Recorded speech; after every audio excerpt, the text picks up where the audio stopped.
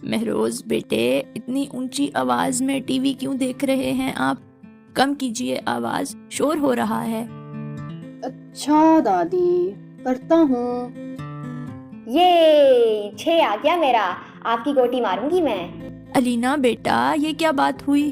ایسے کون شور کرتا ہے؟ اور یہ آپ دونوں کب سے کھیل رہے ہو؟ دادی خیر ہے نا، اور کیا کروں، میں بور ہو جاتی ہوں۔ یہ کیا بات ہوئی مہروز بیٹے؟ اب آپ موبائل پر گیم کھیلنے لگ گئے ہو؟ ہوم ورک بھی کیا ہے آپ نے؟ دادی کرتا ہوں جا کے تھوڑی دیر تک، بس تھوڑی دیر کھیلنے دیں۔ کیا ہو گیا ہے آج کل کے بچوں کو؟ کسی کی بات سنتے ہی نہیں ہیں۔ مجھے کچھ ایسا کرنا چاہیے جو ان کی اچھی پرورش میں مدد کرے اور ان کو ریاست مدینہ کے اصول بھی سکھا سکے۔ چلو چلو بیٹھ جاؤ سب، آؤ میری بات سنو۔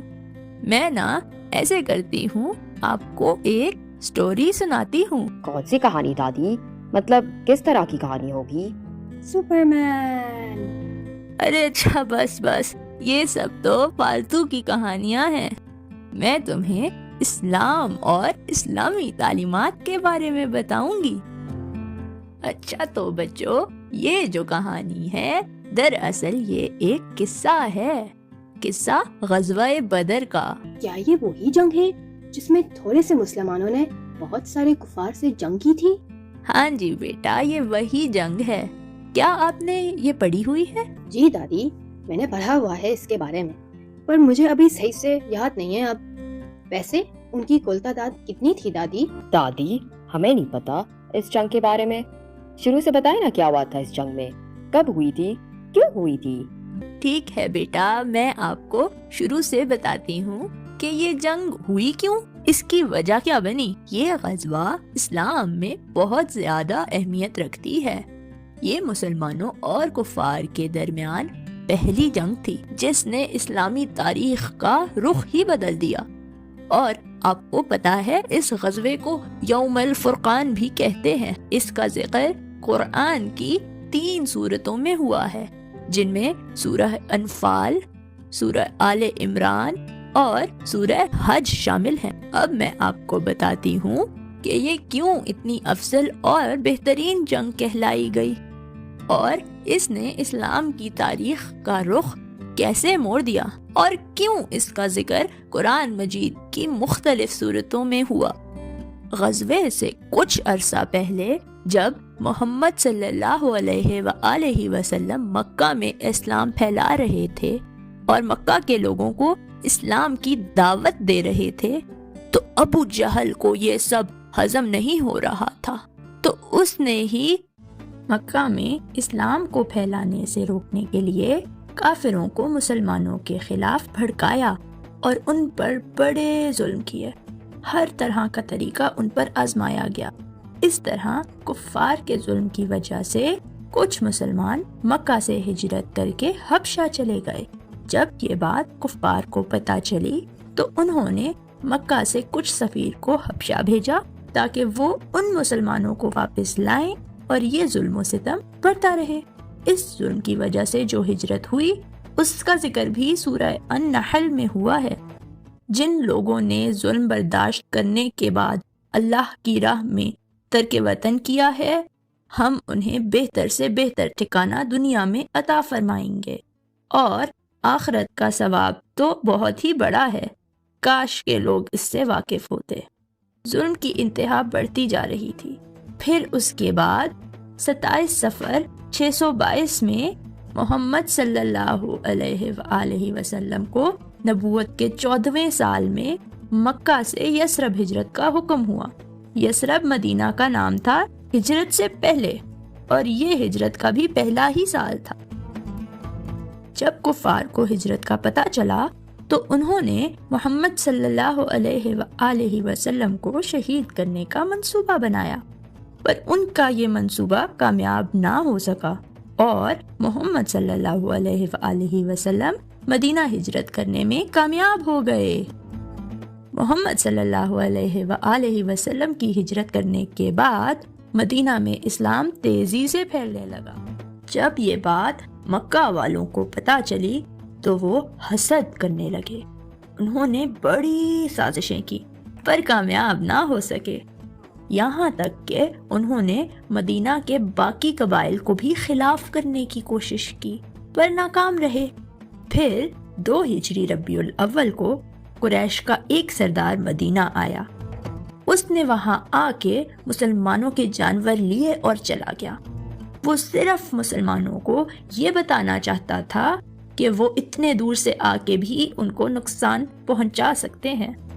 جب آپ صلی اللہ علیہ وآلہ وسلم کو اس واقعے کا پتہ چلا تو ان کے لیے ضروری ہو گیا کہ وہ کوئی قدم اٹھائیں جس سے کفار مسلمانوں کو نقصان نہ پہنچا سکے۔ مکہ کے لوگ تجارت کے لیے دوسرے شہروں میں جاتے تھے۔ ایک دفعہ مکہ کے بڑے سرداروں میں سے ایک سردار جس کا نام ابو سفیان تھا، جو ویسے تو بعد میں مسلمان ہو گیا تھا، اس کا قافلہ مکہ سے شام کی طرف تجارت کے لیے گیا تو اس کا آپ صلی اللہ علیہ وآلہ وسلم کو علم ہو گیا۔ آپ صلی اللہ علیہ وآلہ وسلم نے ابو سفیان کے قافلے کو شام سے مکہ جاتے ہوئے رکنے کا فیصلہ کیا، کیونکہ شام سے مکہ کے راستے میں مدینہ آتا ہے، تو آپ صلی اللہ علیہ وآلہ وسلم نے شام اور مدینہ کے بیچ میں رکنے کا ارادہ کر لیا۔ ابو سفیان کی قیادت میں 40 لوگوں کا قافلہ شام سے مکہ کی طرف روانہ تھا، جس میں 1000 اونٹ، 50,000 دینار کی مالیت کا سامان بھی تھا۔ ابو سفیان کو علم ہو گیا تھا تو وہ اپنے قافلے کے ساتھ رستے میں ہی رک گیا اور اس نے پھر اپنے قافلے سے ایک بندہ مکہ کی طرف بھیجا اور کہا کہ مکہ والوں کو خبر پہنچاؤ کہ قافلہ خطرے میں ہے۔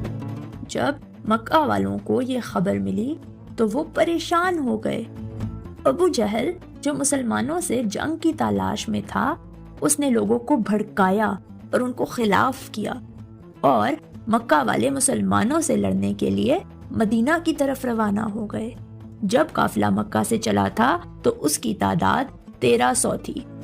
جب ابو جہل کا قافلہ مدینہ کی طرف روانہ تھا تو دوسرے راستے سے ابو سفیان کا قافلہ مکہ پہنچ گیا تھا۔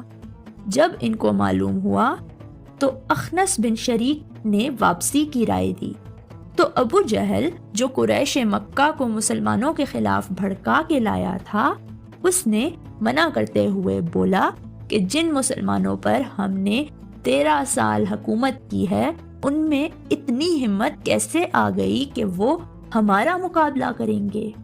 پر اخنس بن شریک نے اس کی رائے سے اختلاف کرتے ہوئے اپنے بنو زہرہ کے 300 کے قافلے کے ساتھ واپس مکہ کی طرف روانگی کی۔ پر جب بنو ہاشم نے بھی واپس جانا چاہا تو ابو جہل نے انہیں سختی سے روک دیا۔ اس طرح کافروں کے لشکر کی تعداد 1000 ہو گئی اور پھر وہ بدر کے میدان پہنچ گئے۔ جب آپ صلی اللہ علیہ وآلہ وسلم کو علم ہوا کہ قریش مکہ سے ایک قافلہ ہم سے جنگ کرنے آیا ہے، تو محمد صلی اللہ علیہ وآلہ وسلم نے صحابہ کرام کو اکٹھا کیا اور ان سے مشورہ کیا۔ پھر سب صحابہ نے کفار کے ساتھ جنگ کو درست مانا۔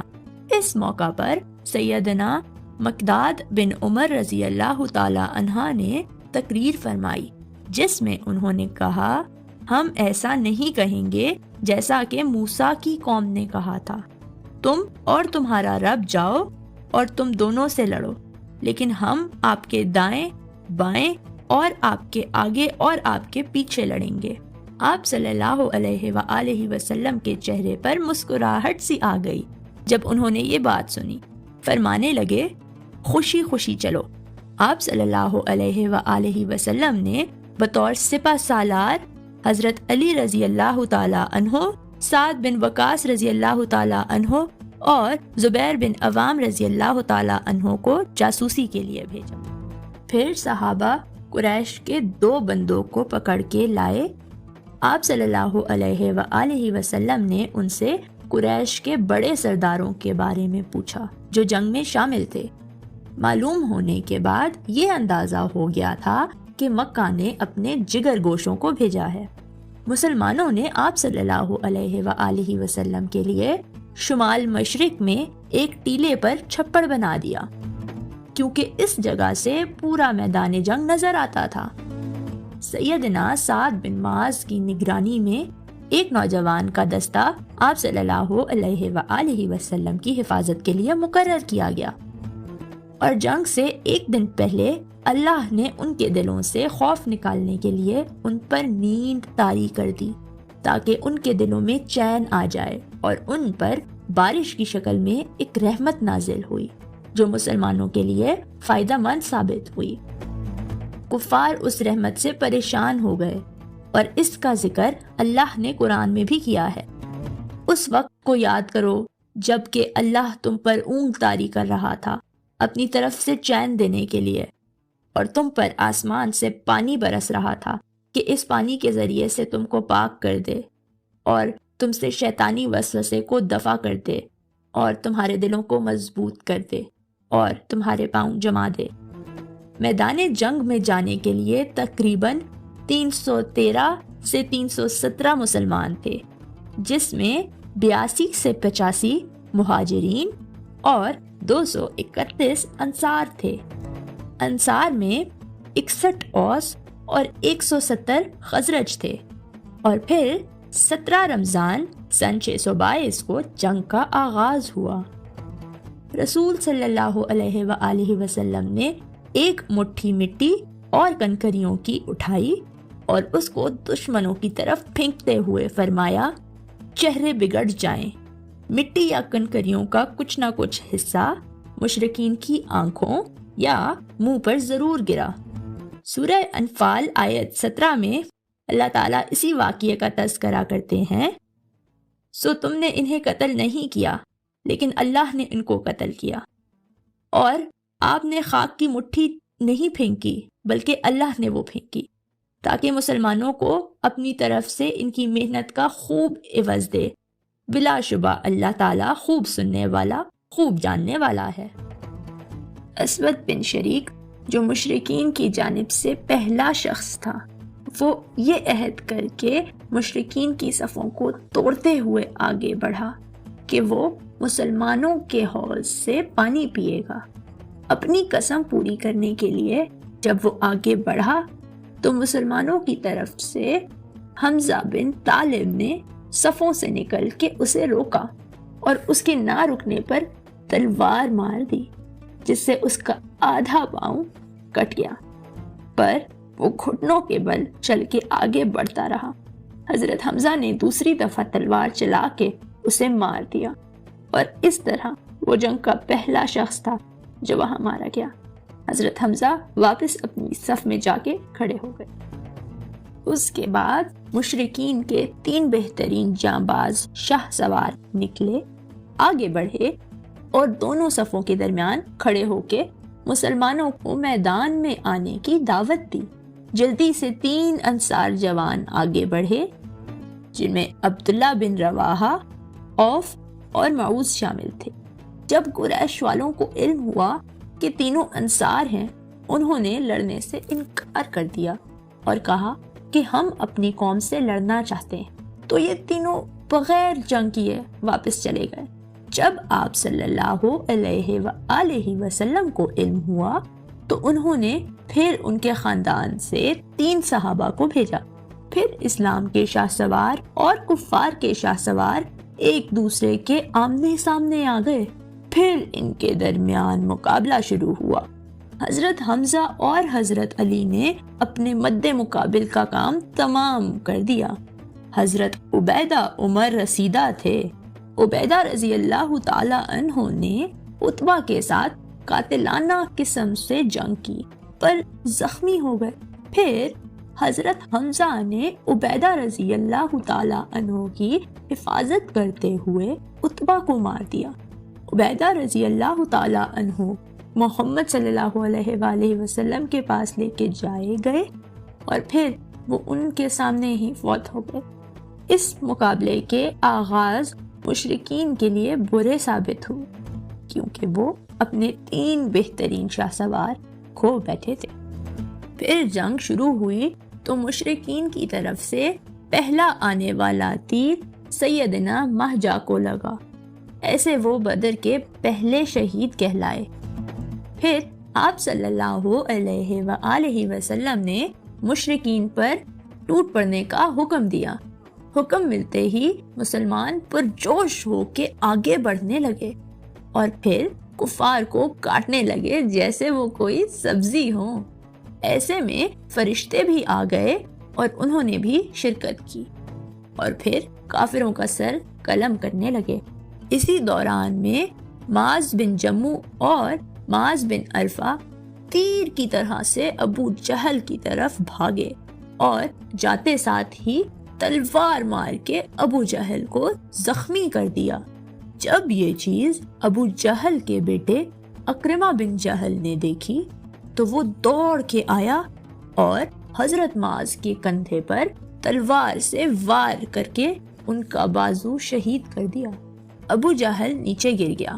صحابہ انہیں مرا ہوا سمجھ کے آگے بڑھ گئے، پر جب سعد بن مسعود نے دیکھا کہ ابو جہل تو زندہ ہے تو انہوں نے ابو جہل کی گردن پر وار کر کے گردن دھڑ سے الگ کر دی۔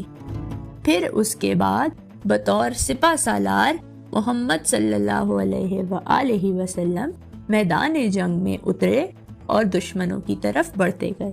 جب دشمنوں نے یہ منظر دیکھا تو وہ میدان سے بھاگنے لگے، جس میں کئی مسلمان شہید ہوئے، پر بہت سے کفار مارے گئے اور کچھ کفار تو قید بھی ہو گئے۔ اس دوران 70 کفار قید ہوئے اور 70 ہی مارے بھی گئے تھے، جبکہ مسلمانوں میں 14 صحابہ شہید ہوئے، جن میں 6 مہاجرین، 8 انصار، 6 خزرج اور 2 اوس تھے۔ جنگ کے اختتام پر مسلمانوں کا جب پلڑا بھاری ہونے لگا تو وہ اپنی جان بچاتے ہوئے اپنا سارا سامان چھوڑ کے بھاگ پڑے اور پھر وہ مال غنیمت مسلمانوں کو مل گیا۔ دادی، یہ مال غنیمت کیا ہوتا ہے؟ بیٹے، مال غنیمت جو فوج جنگ جیت جاتی ہے وہ ہارنے والی فوج کا سارا سامان، جیسے کہ ہتھیار، ان کے کھانے پینے کی اشیاء، ان کے جانور، سب اپنے قبضے میں کر لیتے ہیں اور پھر ان کو آپس میں تقسیم کر کے اپنے استعمال میں لے آتے ہیں۔ تو بچوں، جو مال غنیمت مسلمانوں کے حصے میں آیا تھا اس کو تقسیم کیا گیا، جس میں معاذ بن جموع اور معاذ بن عرفہ کو ابو جہل کا سامان ملا اور سعد بن مسعود کو ابو جہل کا سر کاٹنے پر اس کی تلوار ملی، اور باقی قریش والوں کا جو بھی مال تھا وہ محمد صلی اللہ علیہ وآلہ وسلم نے باقی صحابہ میں تقسیم کر دیا جو بھی جنگ میں شریک تھے۔ اور یہ سارا مال غنیمت کی تقسیم کا سلسلہ وادی صغرا کے قریب ایک دریا مضیق اور نازیہ کے درمیان ہوا۔ مال غنیمت کے تقسیم کے بعد محمد صلی اللہ علیہ وآلہ وسلم اپنی فوج کے ساتھ مدینہ کی طرف روانہ ہوئے اور ان کے ساتھ ان کے سارے قیدی غلام بھی گئے۔ مدینہ پہنچنے کے بعد محمد صلی اللہ علیہ وآلہ وسلم نے سب صحابہ سے قیدیوں سے متعلق مشورہ کیا، جس میں ان کو مختلف خواہشات ظاہر کی گئیں، جیسے کہ سخت سے سخت سزا دی جائے یا نرمی سے پیش آیا جائے اور رحم فرما دیا جائے۔ آپ صلی اللہ علیہ وآلہ وسلم نے یہ فیصلہ کیا کہ قیدیوں کو رہا کر دیں گے اگر وہ فدیہ دیں۔ جو قیدی غریب یا فقیر تھے محمد صلی اللہ علیہ وآلہ وسلم نے بغیر فدیے کے رہا کر دیے، اور جو تعلیم یافتہ تھے ان سے ایک معاہدہ ہوا کہ وہ مدینہ کے بچوں کو پڑھنا لکھنا سکھائیں گے، اس بدلے انہیں آزاد کر دیا جائے گا۔ پھر جب دنیا نے دیکھا کہ ان کے ساتھ اتنا اچھا سلوک ہے تو وہ ساری قومیں حیران رہ گئیں۔ ان قیدیوں نے بھی مسلمانوں کا حسن سلوک ہمیشہ یاد رکھا۔ جن صحابہ نے جنگ میں شرکت کی تھی ان کے لیے آپ صلی اللہ علیہ وآلہ وسلم نے فرمایا، جن لوگوں نے جنگ بدر میں شرکت کی ہے وہ کبھی جہنم میں نہیں جائیں گے۔ ایک جگہ اللہ فرماتے ہیں کہ اب تم جو بھی عمل کرو تمہارے لیے جنت واجب ہے، میں نے تمہیں بخش دیا۔ دادی، اس جنگ سے مسلمانوں کو کیا فائدہ ہوا تھا؟ بیٹا، مسلمانوں کو تو بہت سے فائدے ہوئے ہیں، ان میں سے چند فوائد یہ ہیں، جیسے کہ بہت سے قبائل اسلام کے قریب آ گئے، کافروں کا غرور خاک میں مل گیا، مسلمانوں کو کافروں سے فدیے میں بہت ساری مال غنیمت حاصل ہوئی، بعض قبائل نے فوراً اسلام قبول کر لیا۔ یہ جنگ مسلمان بچوں کی تعلیم کا ذریعہ بنی، کفار کے مقابلے میں اسلام کا سر بلند ہو گیا، اور اس جنگ سے ہمیں ایک سبق صبر کا بھی ملتا ہے، اس سے متعلق سورہ البقرہ میں بھی ذکر آیا ہے۔